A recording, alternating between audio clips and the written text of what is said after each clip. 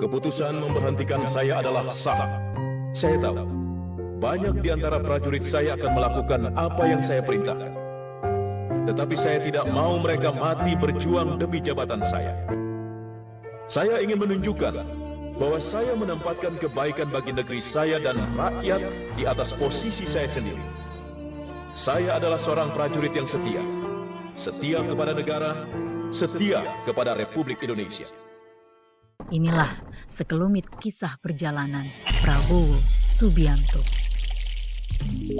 Prabowo kecil lahir dari keluarga yang mapan, bahkan berkecukupan dan tidak kekurangan. Semua ini berkat sepak terjang Sang Eyang yang bukan orang sembarangan dalam sejarah bangsa ini.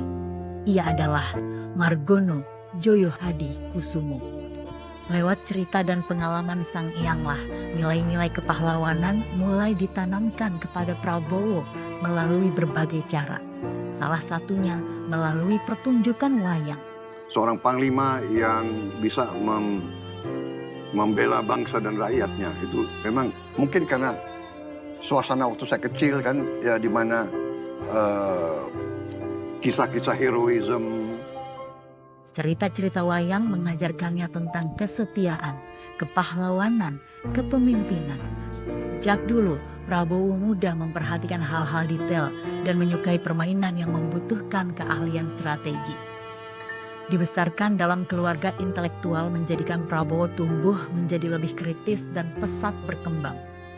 Namun ia tetap menjaga kesantunan ala orang timur seperti yang diajarkan orang tuanya. Prabowo memutuskan untuk masuk Akademi Militer Nasional di Magelang. Selain menguatkan rasa nasionalismenya, ia pun ingin melanjutkan mimpi perjuangan sang paman. Penggemblengan keras yang ia terima selama masa pendidikan sebagai taruna justru membentuk keteguhan dalam dirinya. Sosok Azwar Syam menjadi teladan, menginspirasinya untuk menjadi pemimpin yang tegas, disiplin, berwibawa, tetapi tetap peduli pada kesejahteraan anak buah. 24. 24 juga? Oh iya, oh 31-nya? Sama beliau. Galak banget. Prabowo percaya bahwa seorang pemimpin militer harus berada di garis depan. Menurut kesaksian anak buahnya, Prabowo juga selalu memikirkan rakyat kecil. Cita-citanya tidak pernah berubah, yaitu ingin Indonesia adil dan makmur.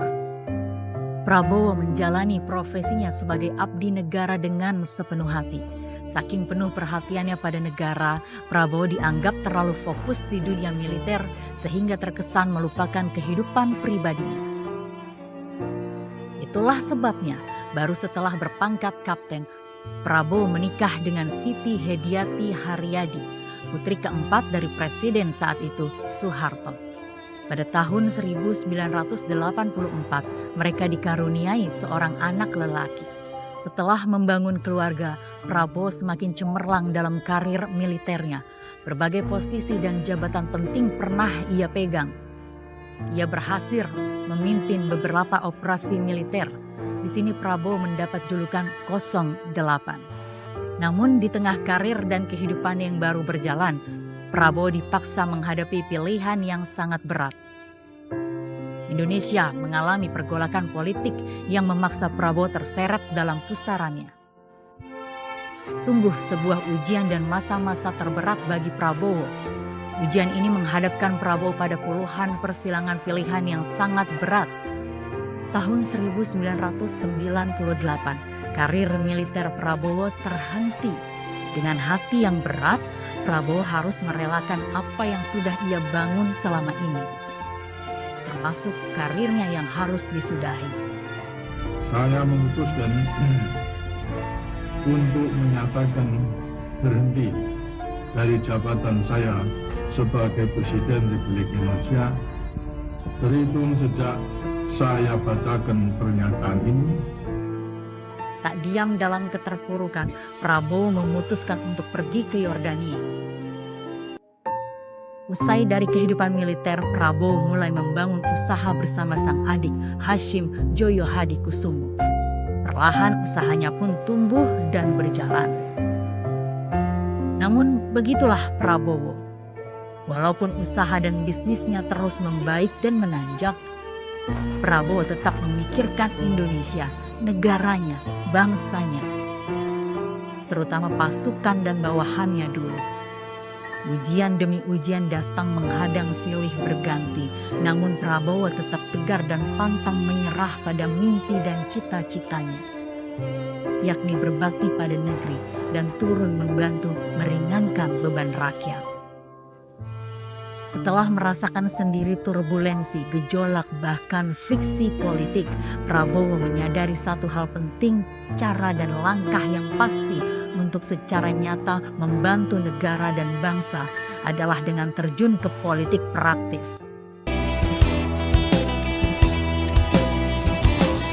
Apakah selamanya politik itu kejam? Apakah selamanya dia datang untuk menghantam? Ataukah memang itu yang sudah digariskan? Ia pun memutuskan untuk mendirikan sebuah partai, yaitu Partai Gerakan Indonesia Raya atau Gerindra pada tahun 2008. Setelah kalah di Pilpres 8 Juli 2014, pada tahun 2019, untuk kedua kalinya Prabowo dikalahkan lagi oleh lawan yang sama, yakni Jokowi. Sungguh situasi yang sangat memukul bagi Prabowo. Apakah kegagalan ini akhirnya sanggup menghentikan langkah Prabowo? Baginya keutuhan bangsa lebih penting di atas kepentingan golongan. Ia menerima tawaran rekonsiliasi dari Jokowi. Itulah yang membuat Prabowo menerima jabatan sebagai Menteri Pertahanan Republik Indonesia. Saya ini 2 kali wali kota di Solo, menang. Kemudian ditarik ke Jakarta, gubernur, sekali, menang. Kemudian 2 kali di pemilu presiden juga menang. Mohon maaf Pak Prabowo.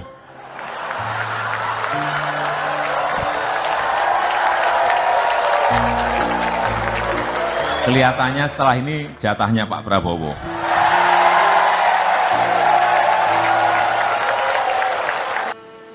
Bismillahirrahmanirrahim. Demi Allah, saya bersumpah akan memenuhi kewajiban Presiden Republik Indonesia dengan sebaik-baiknya dan seadil-adilnya, memegang teguh Undang-Undang Dasar dan menjalankan segala undang-undang dan peraturannya dengan selurus-lurusnya, serta berbakti pada nusa dan bangsa.